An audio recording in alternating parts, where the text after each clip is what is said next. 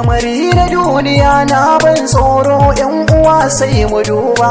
Rayuwa muke kamar dabbobi ko lahira ba mu duba. Yau na bariki a wanga zamani ya zamo ado sai mu duba. Mata na aure sun bar mazajensu sai su je yawo babu riba. Mata sai ku ji tsoron Allah wanda shi yayi ummi abba.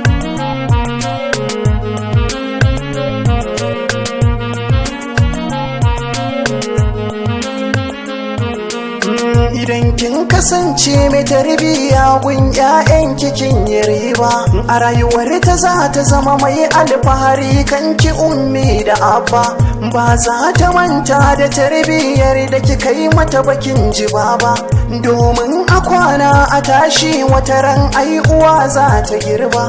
Za ta ɗora yaranta kan tarbiyyar ta da kika yi a baya.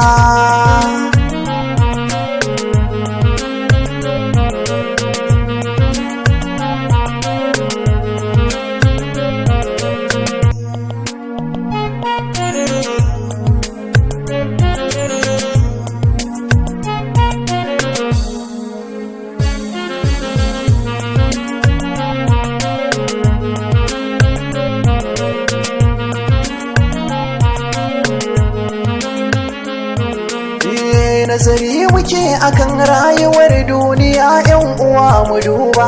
Wallahi duniyar nan abin tsoro ce yan uwa sai ku tuba. Idan ka biye wa kyale-kyalen ta ka tafi ka asara babba.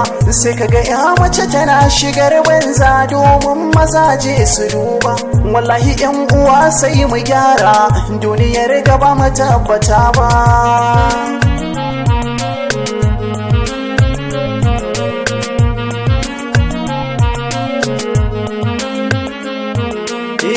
Wai ina kuke ummi da abba, ƴaƴan ku sai ku ringa duba. Tarbiya sai ku yo gare su domin ku ɗora su turba. Haka zai zamo garkuwar su ko a lahira na yi duba. Dan a lahira za ku tashi da ku da ƴaƴan ku ba da wai ba. Mahalicci zai tambaye ku tarbiyar da kun kai ku duba.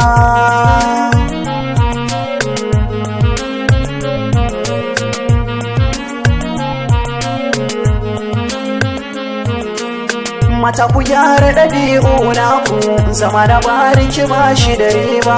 Ni dubiya na kira a gare ku, don Allah mata sai ku yi duba.